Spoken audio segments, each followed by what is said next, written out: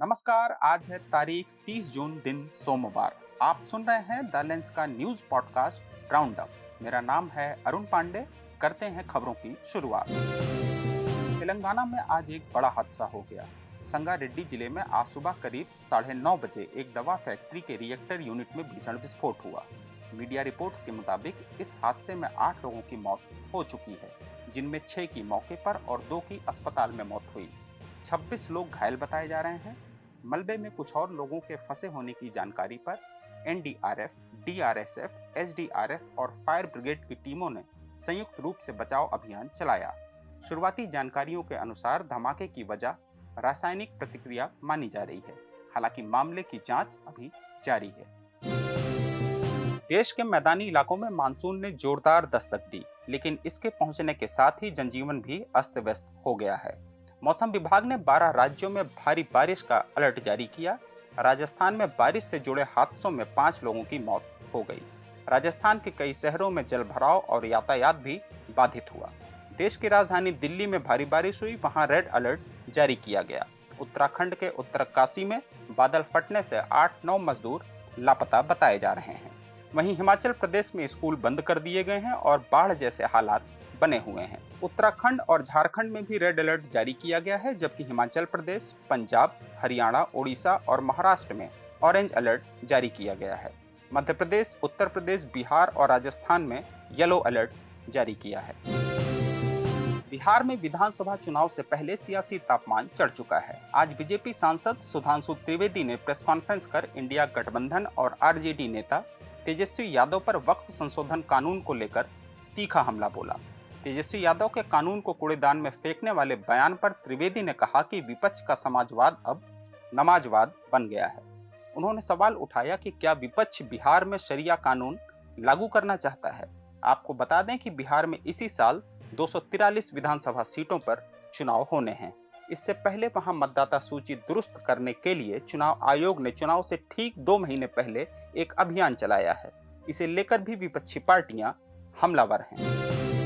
उधर कर्नाटक में मुख्यमंत्री बदलने की अटकलों के बीच कांग्रेस पार्टी अध्यक्ष मल्लिकार्जुन खड़गे ने आज कहा कि मुख्यमंत्री बदलने का फैसला पार्टी हाईकमान पर निर्भर है। कांग्रेस सांसद रणदीप सुरजेवाला के कर्नाटक दौरे पर खड़गे ने कहा कि वह पार्टी संगठन की स्थिति का जायजा लेंगे।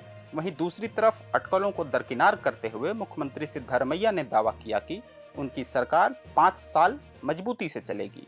सुरजेवाला के दौरे को लेकर गृह मंत्री जी परमेश्वर ने कहा कि उनका दौरा आगामी पंचायत चुनाव के लिए संगठन को मजबूत करने से जुड़ा हो सकता है। वहीं महाराष्ट्र में महाविकास आघाड़ी नेताओं ने आज विधानसभा के बाहर 3 भाषा नीति के खिलाफ जोरदार प्रदर्शन किया। विपक्ष ने सरकार पर हिंदी थोपने का आरोप लगाया। एनसीपी एससीपी विधायक रोहित पवार ने कहा कि मराठी पत्रकारों और सामाजिक संगठनों के विरोध के बाद सरकार को नीति वापस लेनी पड़ी। इससे पहले मुख्यमंत्री देवेंद्र फडणवीस ने घोषणा की कि भाषा नीति पर चर्चा के लिए एक समिति गठित होगी और तब तक अप्रैल और जून के प्रस्ताव रद्द कर दिए गए हैं। छत्तीसगढ़ में मुख्य सचिव अमिताभ जैन को 3 महीने का सेवा विस्तार दे दिया गया है। सोमवार को उनकी विदाई की बात चल रही थी, लेकिन सरकार ने अब उन्हें 30 जून के बाद भी मुख्य सचिव बनाए रखने का फैसला ले लिया है। इससे पहले राज्यपाल रमन डेका जैन को स्मृति चिन्ह और राजकीय गमछा देकर शुभकामनाएं भी दे चुके थे। नए मुख्य सचिव के लिए रेणु पिल्ले, सुब्रत साहू और मनोज पिंगुआ के नामों की चर्चा थी, लेकिन इस फैसले ने सबको चौंका दिया है। भारतीय रेलवे यात्रियों के लिए बड़े बदलाव लाने जा रहा है। अब ट्रेन खुलने से 8 घंटे पहले रिजर्वेशन चार्ट तैयार होगा, जो पहले 4 घंटे पहले बनता था। इससे यात्रियों को सीटों की जानकारी पहले मिलेगी। साथ ही टिकट बुकिंग को स्मार्ट, पारदर्शी और आसान बनाने के लिए नई यात्री आरक्षण प्रणाली इसी साल दिसंबर तक शुरू होगी। तत्काल टिकट के लिए सख्त नियम भी लागू होंगे। रेल मंत्री अश्विनी वैष्णव ने बताया कि टिकटिंग प्रणाली को यात्री सुविधा के लिए प्रभावी और सुलभ बनाया जाएगा।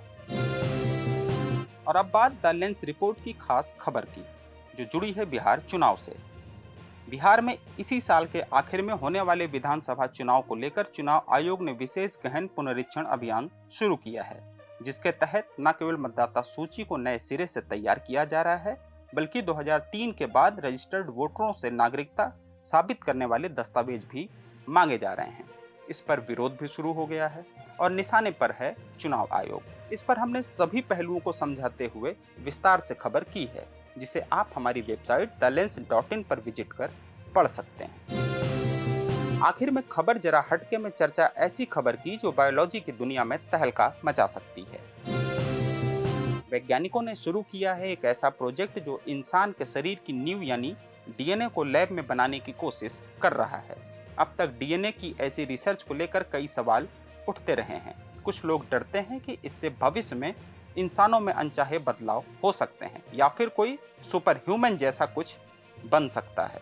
लेकिन दुनिया की सबसे बड़ी मेडिकल चैरिटी वेलकम ट्रस्ट ने इस प्रोजेक्ट को हरी झंडी दिखाते हुए 115 करोड़ रुपए की फंडिंग दे दी है। उनका कहना है कि ये रिसर्च गंभीर बीमारियों का इलाज खोजने में गेम चेंजर साबित हो सकती है। बीबीसी की एक रिपोर्ट के मुताबिक कैम्ब्रिज की एमआरसी लैब में काम कर रहे डॉक्टर जूलियन सेल बताते हैं, ये बायोलॉजी की दुनिया में एक बड़ी छलांग है। हम ऐसी कोशिकाएं बना रहे हैं जो लीवर, हार्ट या इम्यून सिस्टम को ठीक कर सके।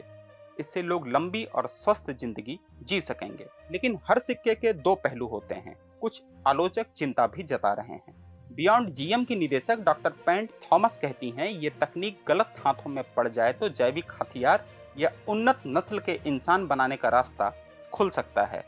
फिर भी वैज्ञानिकों का कहना है कि ये काम टेस्ट ट्यूब तक ही सीमित रहेगा और इसका मकसद है बीमारियों से जंग जीतना। वेलकम सिंगर इंस्टीट्यूट के प्रोफेसर मैथ्यू हॉल्स कहते हैं, डीएनए को स्क्रैच से बनाकर हम समझ सकते हैं कि हमारा शरीर कैसे काम करता है। इससे इलाज के नए रास्ते खुलेंगे। और हाँ, इस प्रोजेक्ट में सिर्फ वैज्ञानिक ही नहीं, समाजशास्त्री और आम लोग भी शामिल होंगे ताकि ये तकनीक जिम्मेदारी से और नैतिकता के साथ आगे बढ़ सके। तो आज के लिए बस इतना ही। कल होगी फिर मुलाकात नई खबरों के साथ। खबरों को विस्तार से पढ़ने के लिए विजिट करिए हमारी वेबसाइट thelens.in। यूट्यूब के अलावा हमारे पेज को एक्स, फेसबुक और इंस्टाग्राम पर भी फॉलो करें। शुक्रिया।